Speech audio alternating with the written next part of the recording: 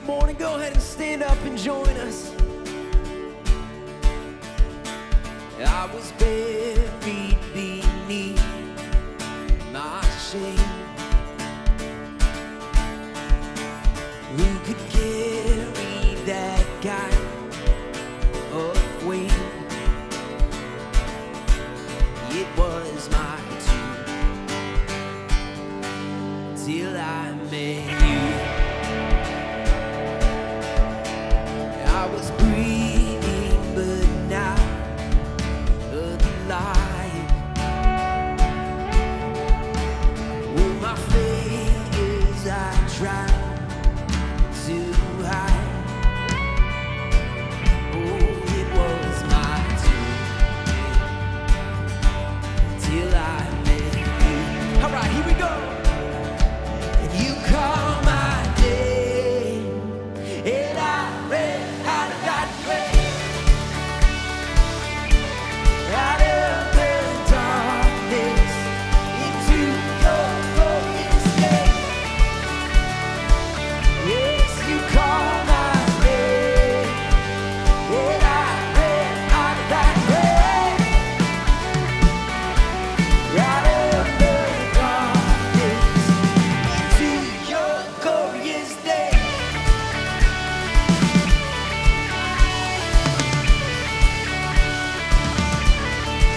With by your mercy has saved my soul, and now your freedom is all, it's all that I know. Yes, the old made new. Oh, Jesus, when I met you, oh, what a day when you called my name. Sing it out. I ran out of that grave, out of the darkness into your glorious day. Well, you called my name. Yes, I ran out of that grave. Oh, out of the darkness into your glorious day.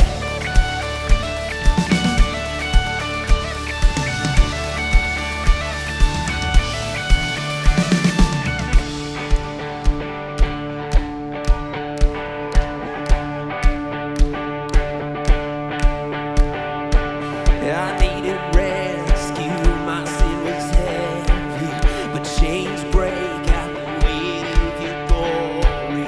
I needed shelter, I was an orphan, but you called me a citizen of heaven. When I was broken, you were my healing. Your love is the air I'm breathing. I am a future, my eyes are open, 'cause when you call my name, oh yes, I ran out of that grave, out of the darkness into your glorious day. Oh, you call my name, and I ran out of that grave. Oh, out of the darkness into your glorious day. Oh, yeah.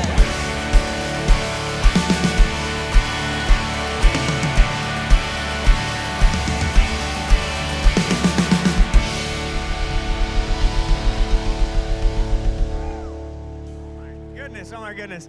Hey, good morning and welcome to Mission. My name is Kyle. I work with the junior highers and high schoolers here at Mission. Yeah, I know. I see some of our leaders, some of our Best Weekend Ever t-shirts. If you or your teenager was a part of Best Weekend Ever last weekend, I'm telling you, it legitimately was the best week. I mean, right? It was insane. If you have a teenager and they didn't get a chance to be a part of that, make sure they go to 10:30 service if they're a high schooler, or 9 a.m. service over there in the Student Center. I promise you are missing out if you're not not over there and you're a teenager. But anyways, they put me up on stage, so they can't really stop me from saying those types of things.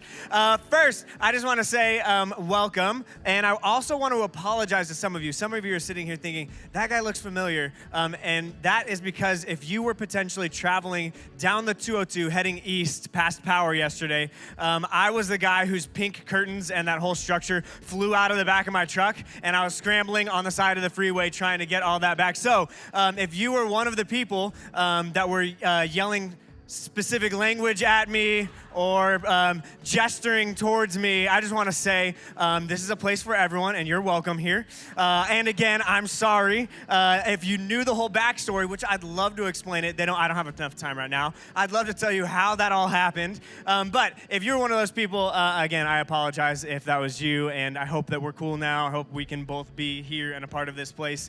Anyways, my heart was racing, though. I'm not even joking. I literally almost got hit by 3 cars yesterday on the freeway.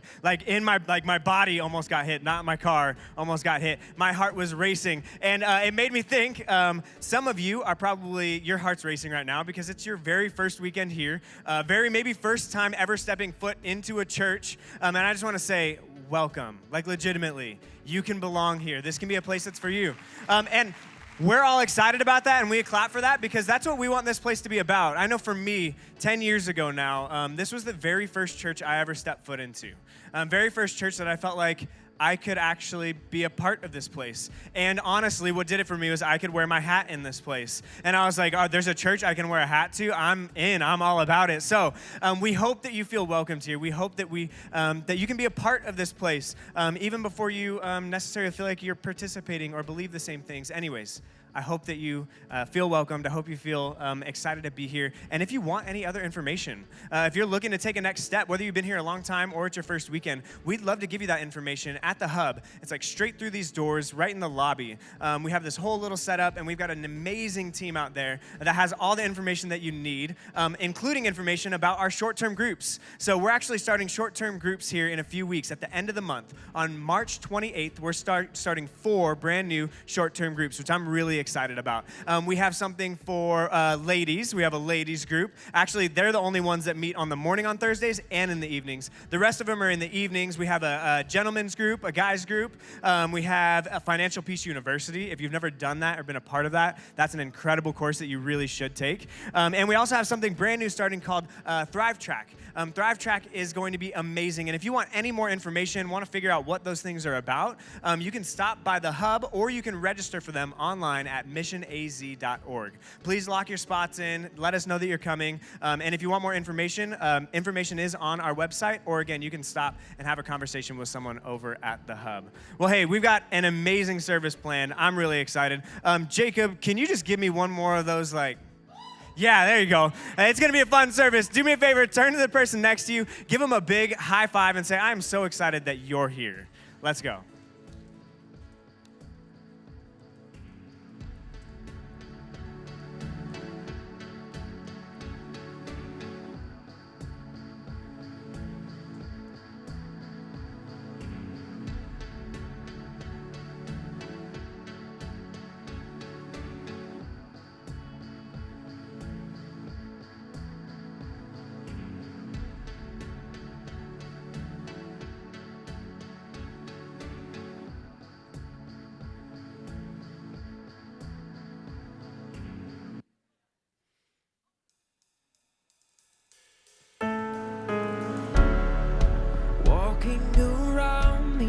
Walls, I thought by now they'd fall, but you have never failed me yet.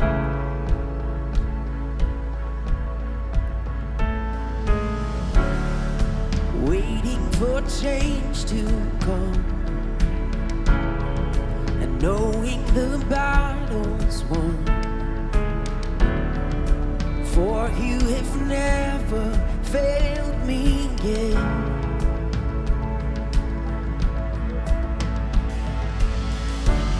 Your promise still stands. Great is your faithfulness, I'm still in your hands. This is my confidence.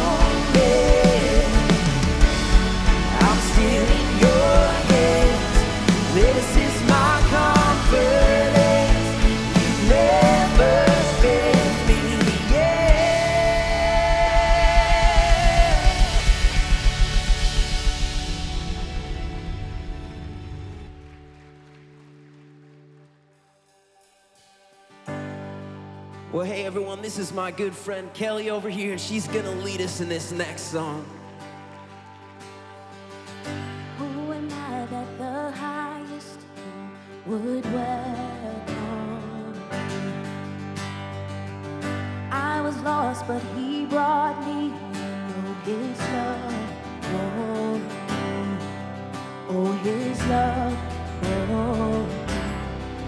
Whom the sun sets free, oh, it's free indeed. I'm a child of God, yes I am. Free at last, he has ransomed me. His grace runs deep. While I was a slave to sin, Jesus died for me. Yes, he died for me. Whom the sun sets free, oh, it's free indeed. I'm a child of God, yes I am. In my Father's house, there's a place for me. I'm a child of God, yes I am chosen, not forsaken. I am who you say I am. You are for me, not against me.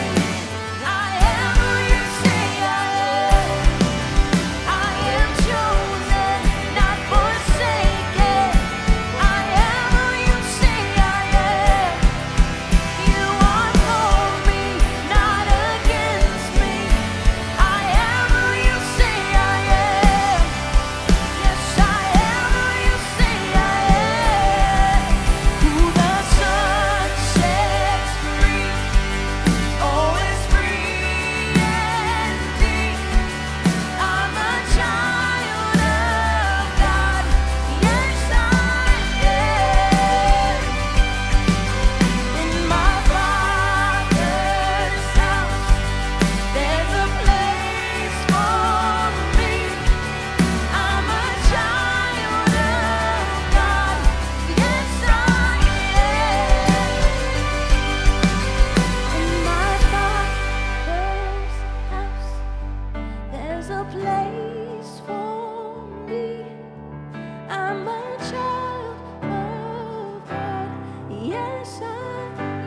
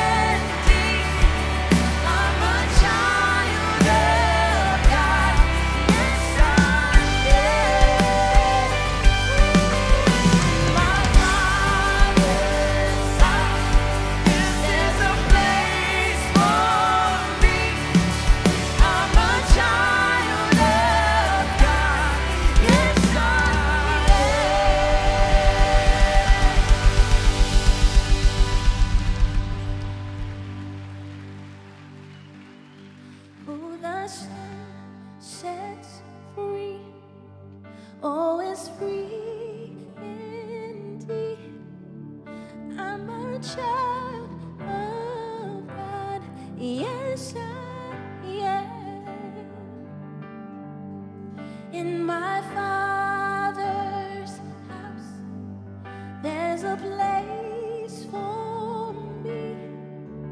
I'm a child of God. Yes, I am.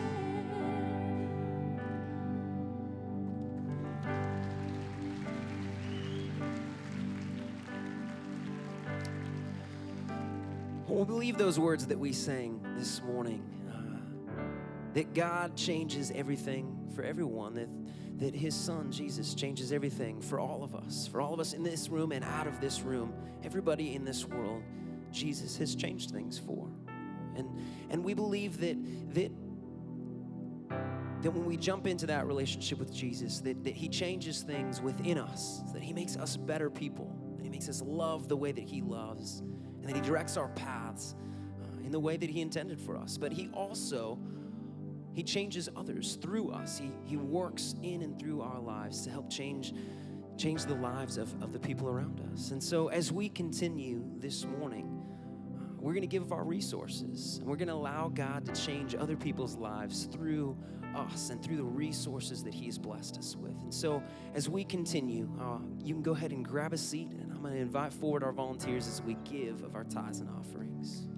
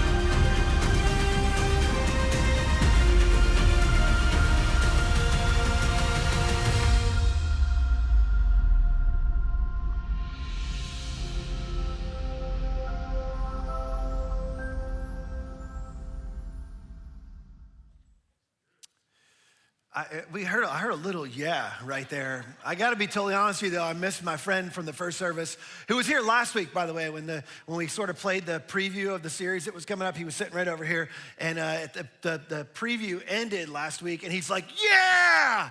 And like, I was like, oh, bummer. Like, we're not talking about that today. That's actually next week. So, but he was back, and he was sitting over in this area this morning, just last service, and he did the same thing. He was like fired up that we were here. So it was good to have him back. Anyway, So glad you're here.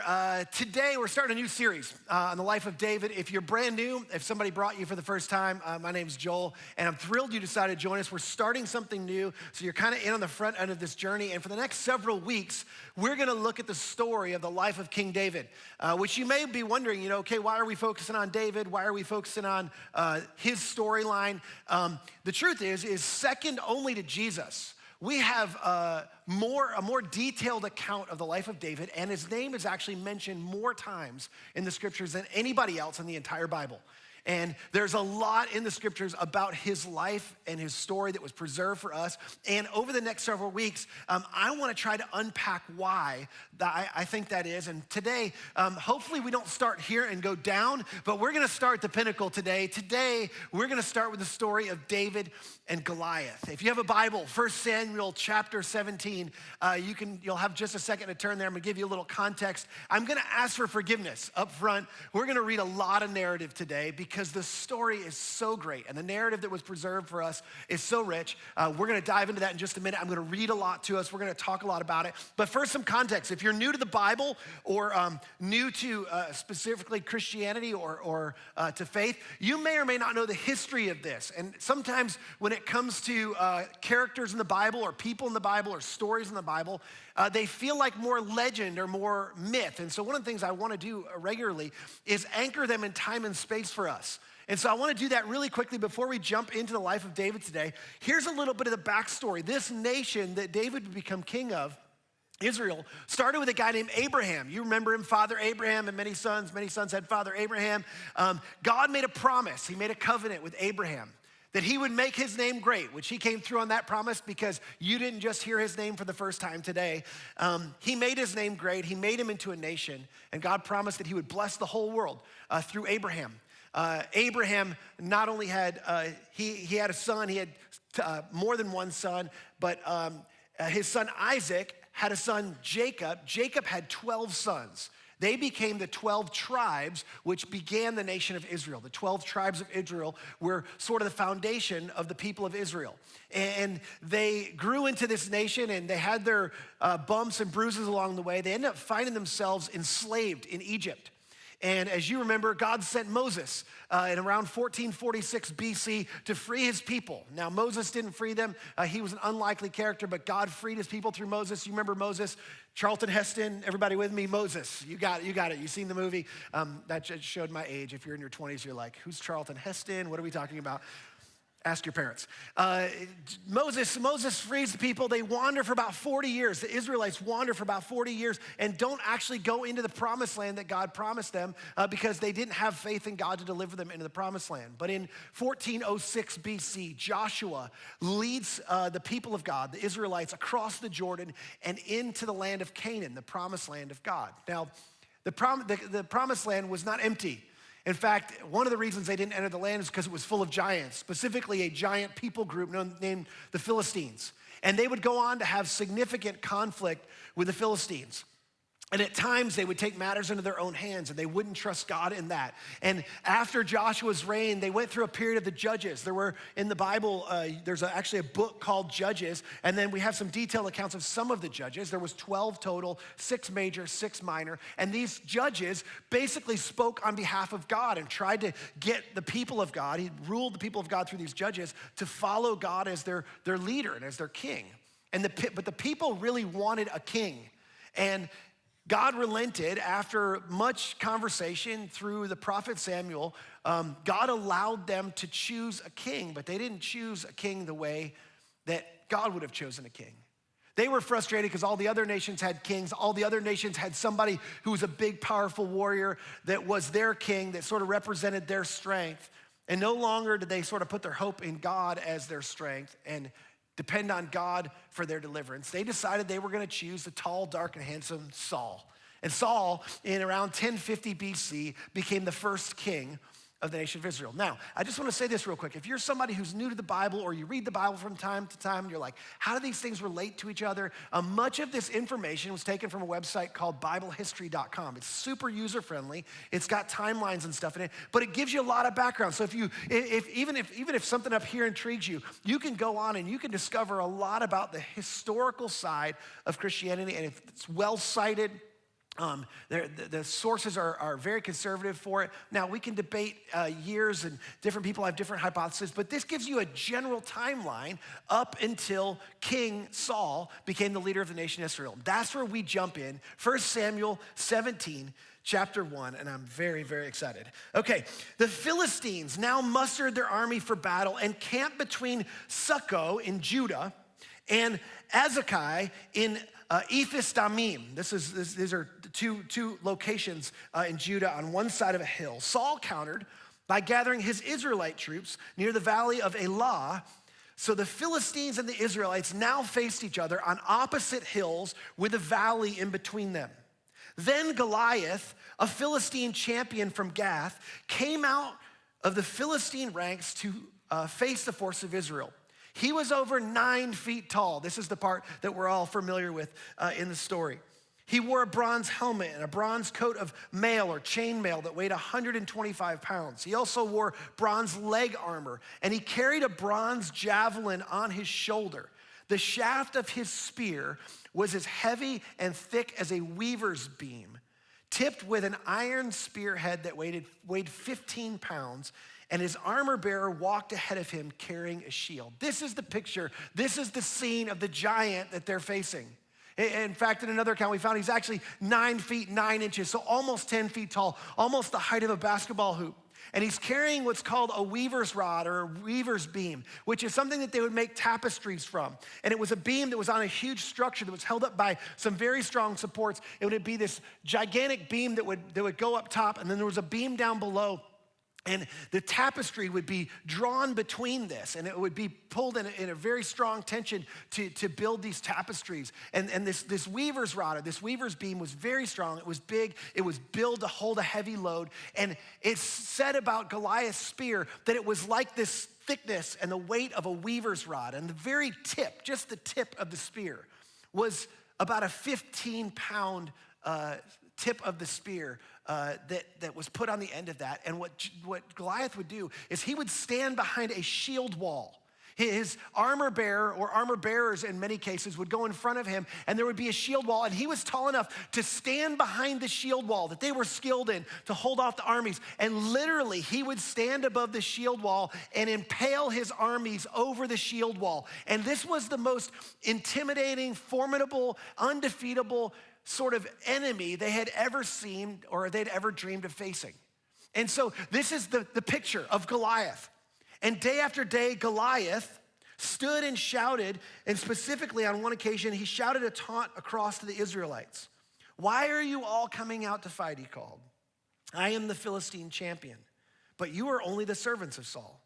Choose one man to come down here and fight me. If he kills me, then we will be your slaves. But if I kill him, you will be our slaves. I defy the armies of Israel today. Send me a man who will fight me." And when Saul and the Israelites heard this, they were terrified and they were deeply shaken. Now, there was one guy in the ranks that was carrying the weight of this much heavier than anybody else. It was the people's champ from Israel, Saul, who was chosen, maybe not even by his own desire, but he was chosen, and we're told in chapter 9 and chapter 10 of 1 Samuel that he was literally head and shoulders above everybody else in Israel. It talks about his stature, about how he looked like the strongest. He looked like the mightiest warrior. And that's why they chose Saul to be their king. They wanted all the other nations to fear them because of their king. But on this day, they faced a giant that was much larger than their king. Much larger in stature, much more powerful, and much more intimidating. And daily doses of mockery and jeering and belittling inundated them. For nearly a month, this went on. And Saul is the one being called out. Day after day after day, Goliath comes out and he calls out, and he's calling out someone specific. And he knows that he's the one being called out. Everyone knows Saul's the one being called out.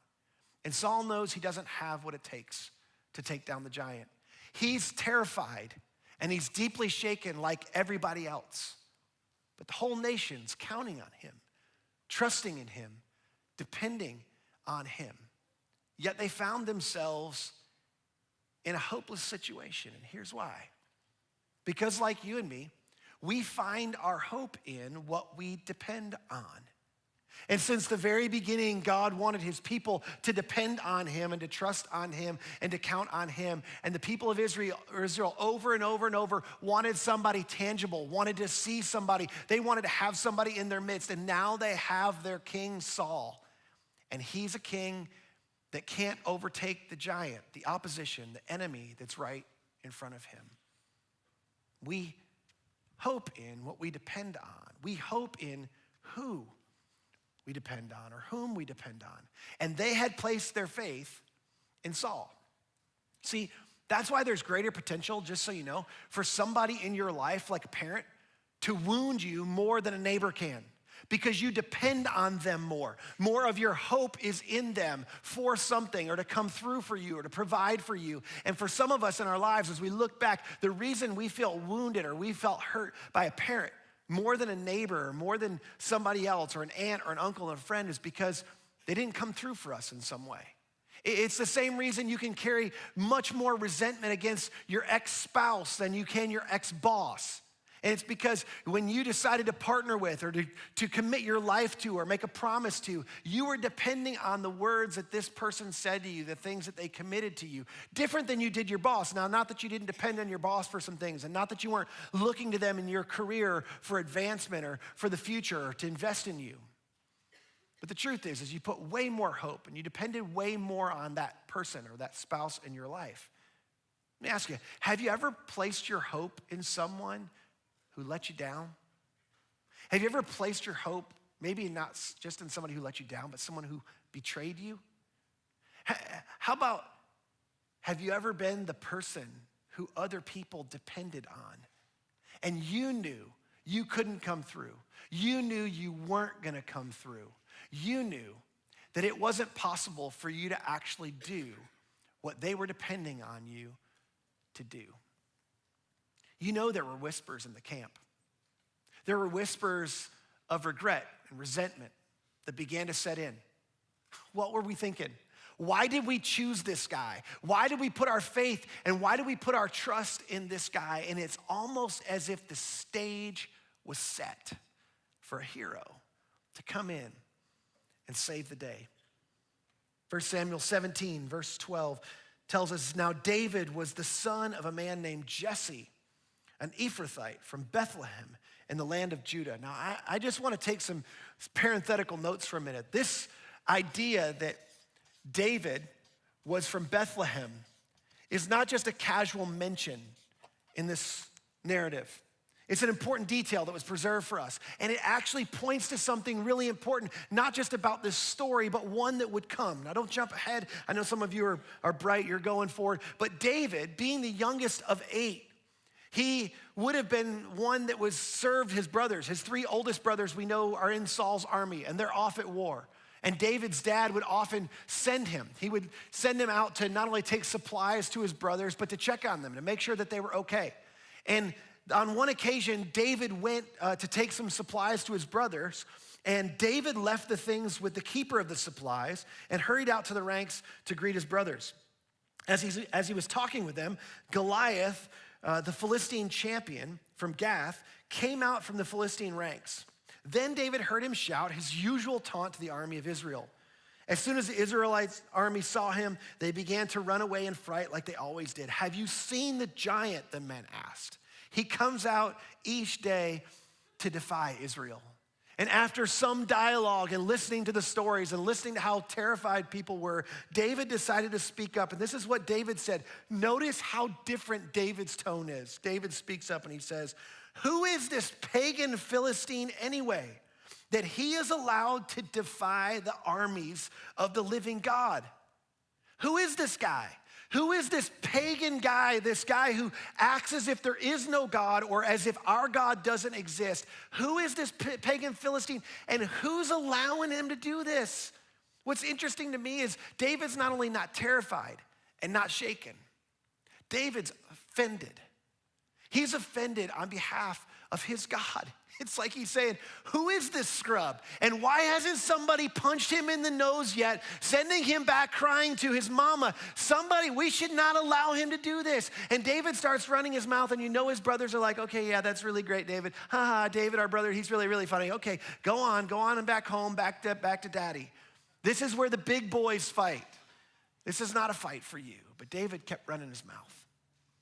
And he kept talking about how this giant shouldn't be allowed to defy the people of God, the army of God. Well, Saul ends up hearing about this guy because there's only one guy talking trash about the giant. It's not easy to find out.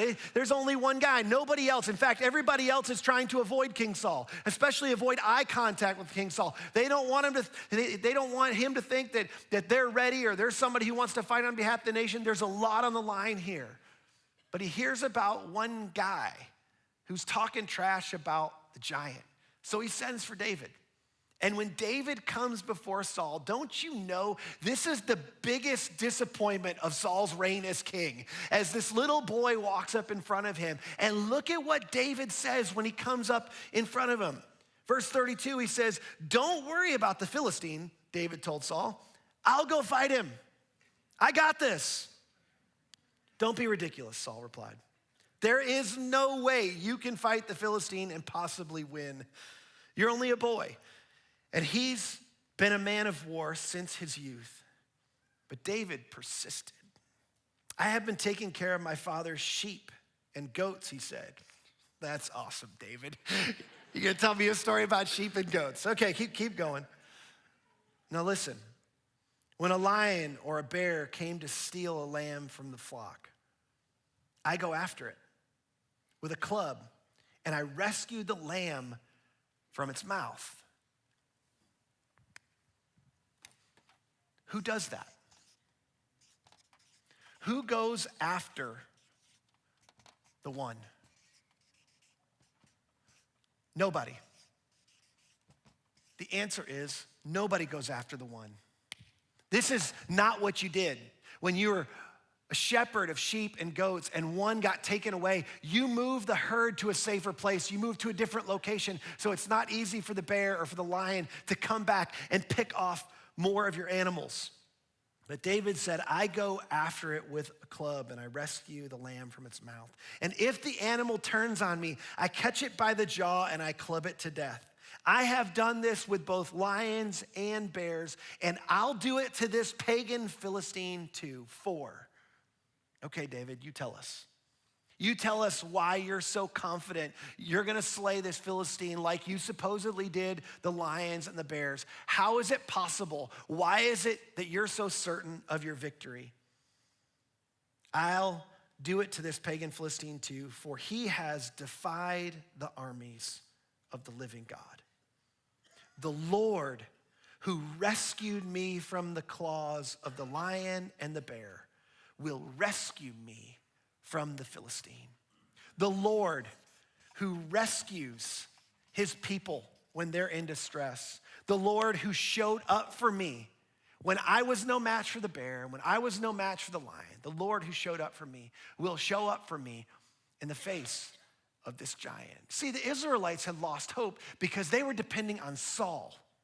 They had placed their hope in Saul. Heck, Saul lost hope because he knew the victory depended on him, and he knew what he was capable of, and he knew what he was incapable of. But David's hope wasn't in his ability, nor was David's hope in the armor they tried to strap on him or the weapons of war that they tried to give him. David's hope was in the Lord to rescue him.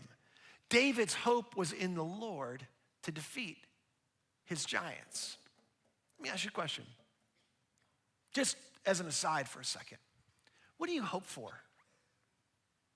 What do you hope for? Like, what are you hoping for right now in life? What are you hoping for in your relationships? Are you hoping for a relationship? Are you hoping to meet the one? Are you hoping to find somebody to share your life with? Are you hoping to preserve the relationship that you're in, the one that you got into, the one that you committed to, and you're facing a mountain of difficulty in the midst of that relationship? What are you hoping for in your family? Are you hoping to see a fractured family mended and put back together, or one who's sort of strayed off to come back? Are you hoping for your parents who've sort of walked away from their faith or are living without faith to come to faith before it's too late? What are you hoping for in your job? What are you hoping for professionally? Are you hoping for a big break? Do you own your own company? Are you trying to get to a certain place to where things will be comfortable and it won't be as risky and it won't be as difficult? Are you just hoping for a job? Like what are you hoping for? What are you hoping for professionally? What are you hoping for financially? Are you hoping somebody will just magically wave a wand and the debt will all go away? Are you hoping for a big bonus? Are you hoping for the Fed to lower rates again so that you can kind of refinance and be in a better position? Are you hoping in the lottery? I mean, I don't know what your hope's in. What are you hoping for personally? What are you hoping for in terms of personal happiness? In terms of purpose? In terms of freedom? I mean, when you think of next week and next month and next year, when you look to the future, what do you hope for? And what does your hope depend on? What are you hoping for? And what does that hope depend on? Is it favorable circumstances? Is it resources to make it happen? Is it your abilities? Is it your experience? Is it good luck? Karma? What are you hoping for? What are you hoping for? And what does that hope depend on? Or who does that hope depend on? Come on, be honest. Does it depend on you? Does it depend on your ability? Does it depend on your spouse or somebody else to make you happy? Does it depend on a friend who's made a promise to you? A boss that has made a big commitment to you or sort of made big promises to you? Is it in somebody else? Is it in a politician? If it is, good luck with that one. What is your hope in? Here's why this is an important question. The reason this is an important question is because giants still exist today. They do. You know this. They look different than the 9-foot-tall giant that David faced that day. But many of us have faced, many of us are facing, or many of us will face a giant in the future. And we face the giants of loneliness and brokenness and abuse and depression and anxiety and failure, addiction, sickness, and loss. And many times these giants feel overwhelming, they feel paralyzing, and they stand behind a shield wall, waiting for us to come near, almost as if the giant Goliath did, with a large weaver's rod, waiting to impale us as we try to take them on.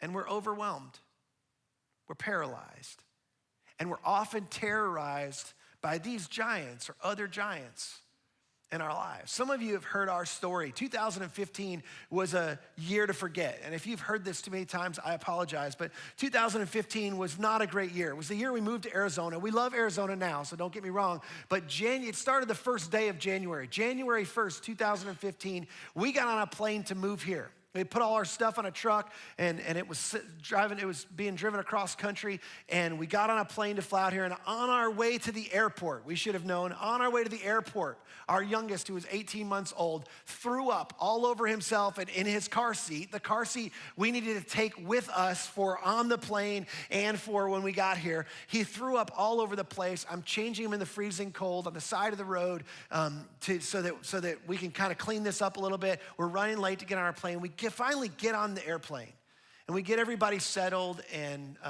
Kason, who was our littlest at the time, his stomach was churning, he wasn't feeling well, so I literally stood up almost the entire plane ride.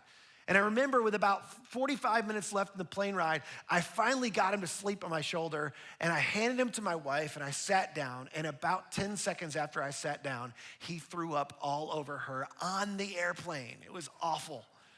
And you know, we get to the airport, and some folks from Mission came and helped us. They picked us up and took us to the hotel, and we find out that night our other two are sick now, and we're sort of in a small contaminated petri dish in our hotel room. And we're like, I'm just like, I've got to get out of here. We were up most of the night. I'm like, we're not staying here. The rental home was ready, but we had gotten a call that next day. I can't make this stuff up. The driver of our truck had gotten into a fist fight with another coworker, and he was suspended. And he couldn't bring our stuff, so we're gonna wait on our stuff for another week. And this is all just in the first week, by the way. The next day, though, amazingly, my mom shows up. We didn't know she was coming. She showed up to just come and help. So this is day 3. My mom shows up. Day 4 and day 5, my wife and my mom also go down. I'm in a house full of sick people. And we have just got here. We're in a new place. We're in a new house. We're sleeping on the floor and on air mattresses because we literally have nothing in our house. We have none of our stuff. And again, this is just in the first week. And things would continue to get difficult. I accepted a job, truthfully, I wasn't qualified for. I'd never experienced turning something around or going through a difficult situation like that in leadership. And we believed God called us to it, but we didn't know why. And we began to struggle with that. And we struggled with leaving everybody that we left behind, some almost 2 decades of friends and family and ministry together. And we felt alone and we felt lost. And just about a month later, we found out we were expecting our 4th child. Unexpectedly expecting our 4th child. In a new place, in a new job. I heard all the ladies go, oh, that's how my wife felt. Literally, she would tell you the story. And I'll just tell you, our little guy is the joy of our family. But he made us cry for a month, like no lie, before he came. And it was a tough year. My wife later that year got really sick. And it was a scary time. We didn't know what was gonna happen with her. And I remember in the midst of that, when we were probably at the bottom, the most difficult point, I was on the phone with a friend. And I got on the phone with a friend, and this is what he said to me. He said, listen, Joel, just remember, what God has brought you to, he will see you through. And I was like, are you kidding me? Thanks for that, brother. Appreciate that. I was like, literally, that's what you're gonna say to me in the midst of this? Like, do you know what we're facing? Like, do you know the uncertainty? Do you know the difficulty? Do you know the loneliness? Do you know the depression? Do you know the anxiety? Do you know the frustration? You have no idea what you're saying. What God has brought us to, he will see us through. But he did. See, I want to offer you an alternative narrative to the story today. If you grew up in church, maybe like me, the narrative you heard is you need to have courage. You need to be like David in the story, and you need to have courage, and you need to muster up, and you need to go out and you need to face the giants in your life. But there's a bigger narrative going on here. The truth is as we're gonna see in the upcoming weeks, David's life, the servant David, the shepherd David, the warrior David, and the King David points us to one who would come after him, who was far greater than David. And the truth is he was one that would come from Bethlehem. And he was one that would not only tell stories, he would talk about how he prioritizes going after the one. And he would say that he came to rescue, to seek, and to save those that were lost. You see, we've been taught to have courage and to be strong and to be independent. None of that's bad. But here's what you need to know is you are not the giant slayer in the story of David and Goliath. Jesus is. David is not the giant slayer in the story of David and Goliath. The Lord slayed the giant. Spoiler alert, the giant does go down. We need to begin with a paradigm shift today, though. It's an important one in the Christian life. Jesus invites us not to have courage, not to be strong, not to be independent, but just the opposite. He invites us to rest. He invites us to trust. He invites us to depend on him. I love the way Louis Giglio, a friend of mine, some of you were here when the Passion Group came here in the fall. He wrote a book called Goliath Must Fall. And this is what he said in Goliath Must Fall. He said, as long as our eyes are on the problem and the solution lies within ourselves, the X's are gonna pile up on the calendars of our fight, marking the days little to nothing has changed. But all that changes the day Jesus enters our valley of Elah. The moment we stop staring at our giant and lock eyes with Jesus, the moment our hope shifts from us to him. See, the invitation today is not to be more like David necessarily. It's to shift your focus, to shift your eyes from the giant that seems larger than life to the one who's earned our faith because he conquered death. The truth is Jesus, our faith in Jesus is not because there's somebody that we're trying to run away from. Our faith in Jesus is because what he accomplished on our behalf. And too often we dwell on the size of our giants. We actually over-magnify the size and the power and the strength and the grip that these giants have on our lives. And we have to begin to look higher. I mean, I imagine that day in the valley, David's down the valley, and he's looking up at this giant. But as he looks up at the giant, his eyes don't stop at 9 feet 9 inches. He continues to look higher, and he looks above into the sky and into the clouds, and he looks to where his hope comes from. And it came from the Lord. And the Lord was so much bigger in David's eyes than this giant that stood in front of him. It's as if the Lord stood behind the giant and said, I got you. I got you. This is why I believe David in Psalm 25, he wrote this. He said, in you, Lord, my God, he's reminding himself, in you, Lord, my God, I put my trust. No one who hopes in you will ever be put to shame. None of those who step out in faith, placing their hope in you, depending on you, will ever be put to shame. And this next part's really important. Show me your ways, Lord. Teach me your paths, Lord. You see, when we depend on the Lord, we can maintain hope in the face of any giant that comes against us. Those who fix their eyes and put their hope in the Lord, something happens when we begin to ask God, show me your ways. I'm putting my hope in you, God. Show me your way through this. Show me your way to mow down the giant. Teach me your path. What's the direction I need to take? Here's what happens. The same thing that happened for David happens for us. Those who place their hope in the Lord, they see clearly, first of all. They see clearly not just the measure of their God when we fix our eyes on him, but they see how puny the giants of our lives are in the midst of the magnitude of our God. Now, I'm not making any of the giants insignificant.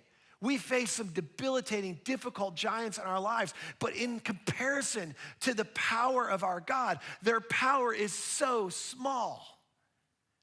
And when we begin to ask God to show us his ways, and to teach us to follow his path in the face of our giants, we begin to see clearly who God is.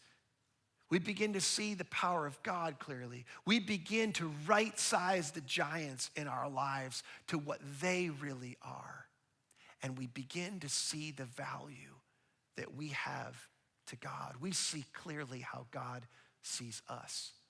And when we see clearly, here's what happens like David, we act confidently.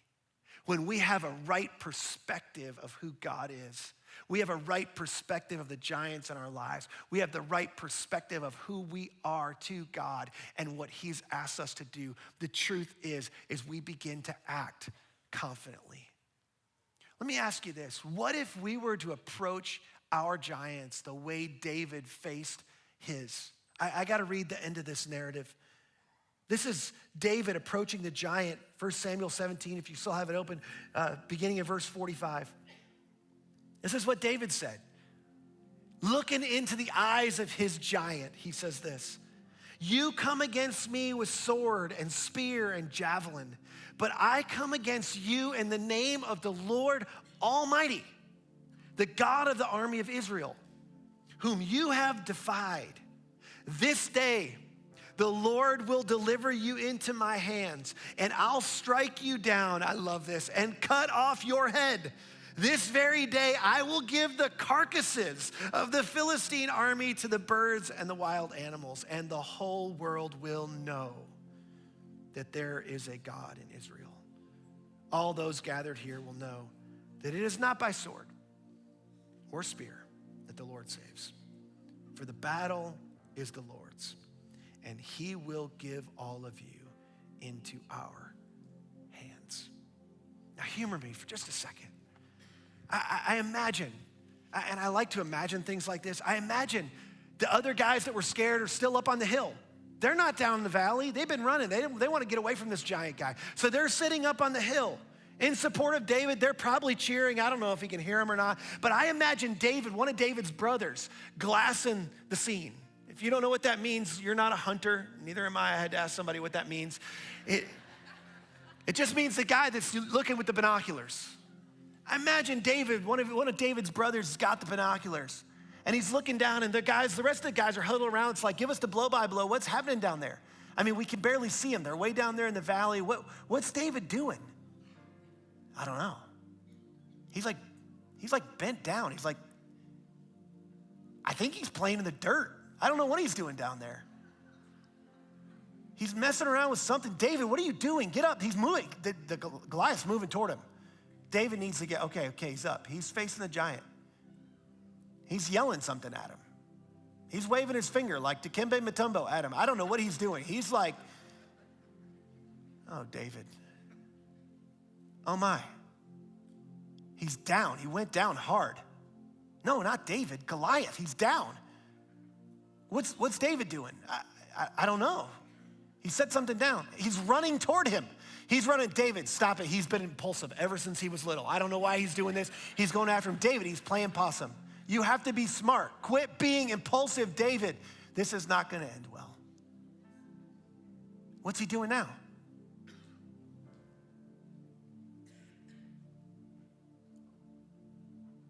He drew the sword from the giant's sheath. He cut off his head.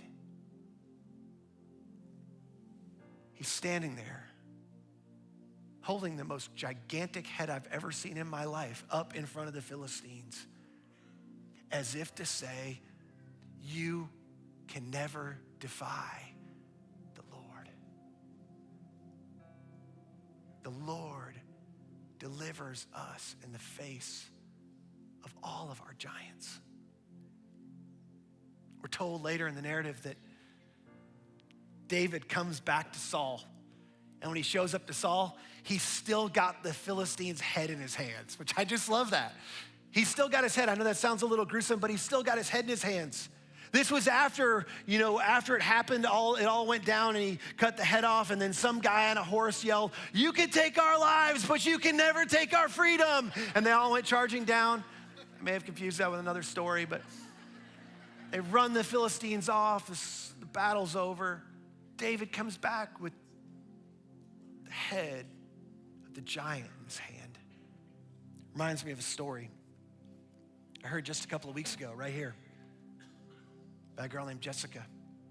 She was standing right back here in a tub, in this service, actually. You may have been here. Her story was this. My name's Jessica. I'm 29 years old. Growing up, I didn't have a relationship with God. I started my faith in Jesus about 9 months ago after a relapse. I was in a dark place, miserable, broken, and hitting my rock bottom. In desperation, I cried out to God and I asked him to take over my heart. Ever since, he has helped me, grown me, and blessed me in so many ways. Today, I am now 9 months clean and sober. He has mended my ties with my family. He has reunited me with my daughter, and we now have a strong and loving relationship. He has surrounded me with good friends. He has shown me how to love myself and others, and has helped me gain my confidence and self-worth back as I found my identity in him. He has helped me find peace and stability. I am now financially and emotionally stable. I have a good job, I have my own apartment and my own car, and I am forever thankful and forever grateful to him.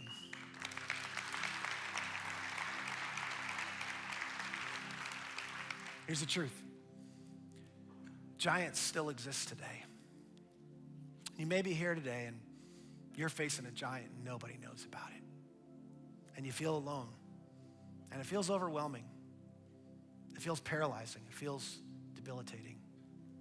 Here's the invitation today. The invitation is to shift your eyes from your giant to the one who's still in the business of slaying giants. There is a God who wants to slay your giants today. And you may not have thought about it in these terms, but here's what I want you to know. Like David, when you shift your eyes higher than the 9-foot giant to the one who stands much taller, much bigger, and much more powerful than any giant you face in life. And you confess, in you, Lord, I put my trust. Show me your ways, Lord. Teach me your paths. Here's what I believe will happen for you, the same thing that happened for David in that day. The giant slayer will show up in your life. And the giant slayer, whatever he has led you to, he will lead you through. And it's his power and it's his might that will see you through. Because here's the truth. The giant slayer, Jesus, he's already slayed the 2 biggest giants any human could ever face. Sin and the brokenness that comes along with it, and death and the finality of that are the 2 things that Jesus has already slayed in your life. If he can slay sin and death, he can slay any other giant that comes your way. My hope for you is today, may you know the power of the risen Savior, Jesus. May you know the power of the God Almighty who walks down into your valleys with you and says, trust me, depend on me, put your hope in me, and I will show you the way through your giants. Let me pray for you. God, I pray today, not for courage. I pray for clarity. God, I pray somebody who's facing a giant in their life or will face a giant in their life, I pray for extreme clarity, that they would have a very clear picture of the power of the Lord Almighty. They'd have a very clear picture of the real size, a right size picture of the giant that's in front of them, not to minimize that, but that they would see that in perspective through the lens of the bigness of their God. And then they would see clearly the value they have to you, knowing that you desire, even if they've strayed off, even if they've strayed away, that you are the one that leaves the flock, and that you walk away and you go after the one that's lost, and you bring them back. You rescue us from danger in the midst of the giants in our lives. I pray that you would breathe new hope into somebody today, knowing that they can depend on you to rescue them in whatever they face. And I pray in Jesus' name, amen. Amen. You guys have a great week, and I hope you'll join us next week for David, part 2.